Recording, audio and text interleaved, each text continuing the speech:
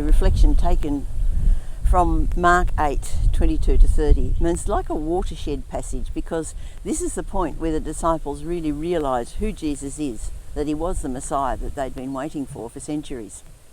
In the beginning of Mark's Gospel, he says this is the beginning of the good news about Jesus the Messiah.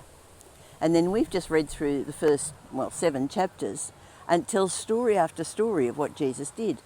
The first thing that absolutely amazed people was he drove an evil spirit out of a man in the synagogue. And then he healed a paralysed man. And then he healed someone of leprosy. Then he healed someone with a withered hand. And then he absolutely stunned his disciples, who were in the middle of a violent storm, by standing up in the boat and just telling the storm to stop, and it did.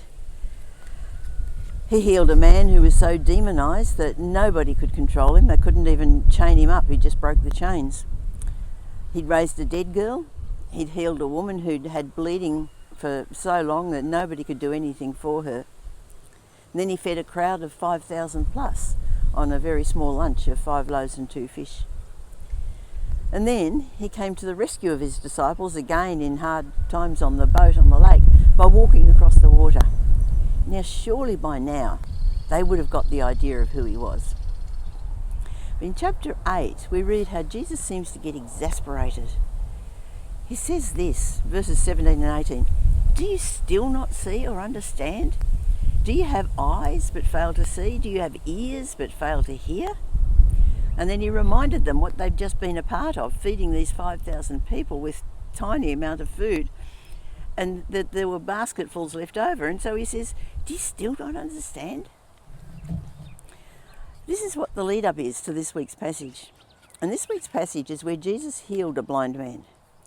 This time he took the blind man away on his own, aside from everybody else. And the healing seems to have taken place in 2 parts. The first part, he opened his eyes and said, "Can you see?" And the man said, "Well, I see people, they look a bit like trees walking around," which indicates that at some stage he must have had sight, so he knew what a tree and a person looked like. And so Jesus prayed again, and this time it says that he saw everything clearly. Now, the next part of the passage is Jesus took his disciples right up north to a place called Caesarea Philippi. And he said to them, "Look, what are people saying about me? Who do they think I am?" And they were telling him, "Well, people think you're one of the prophets like Elijah or maybe John the Baptist." And then he sort of turned to them and said, "Well, what about you? Who do you think that I am?" And that's when Peter said, "You are the Messiah." Within a few verses, things have changed from Jesus marvelling at their inability to understand who he was, to Peter seeing Jesus was the Messiah. So what brought the change? They'd seen many miracles happen. They knew Jesus was a great teacher. He knew he was a healer. So what helped Peter to see that he was more than that? And I believe it's the story of healing the blind man. It would have had a lot to do with it, because in those days, blindness was seen as a curse from God. We see that a couple of chapters on in chapter 9, where there's a man who'd been born blind, and the disciples say to Jesus, "Well, who sinned? He did or his parents did?" It was presumed that he was being punished. But in today's story, not only does Jesus show blindness is not a sign of God's curse, but the story itself is very symbolic. In the first contact with Jesus, he's able to see, but not very well. He confuses people with trees. Some sight, but it's not good enough. So Jesus prayed again, and his sight was perfect. He saw everything clearly. What the disciples would have seen out of this healing was that if this man were under God's curse, then this healing showed that Jesus had the power to undo God's curse. And who but God could do that? It was the event that showed them that Jesus was more than just a good teacher and a healer. The symbolism of the 2-stage healing, I think, is symbolic of what happened for the disciples themselves.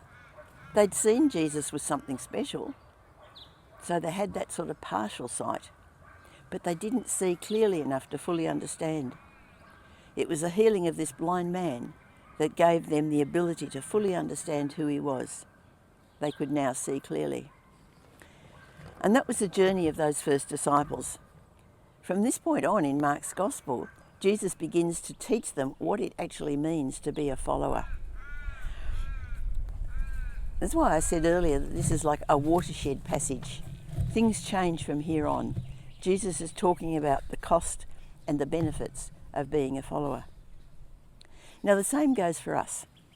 We can admire the teachings of Jesus, but unless we come to that personal realization that Jesus was the Messiah, he is God, then we'll never understand what it means to be a follower. Jesus told these people when he healed them, and also the disciples when they came to this understanding, he said, don't tell anyone. Now why? Well, the reason is that true understanding could only come in the light of the cross and resurrection. Until then, their picture really was only partial. Jesus is the true Son of God. He gave his life in our place, and he rose again to show us that death cannot defeat God. True discipleship only starts when we come to the personal realization that Jesus is the Christ, the Son of the living God. This confession will cost us, but it also gives us everything: rest, hope, joy, peace, both now and in eternity.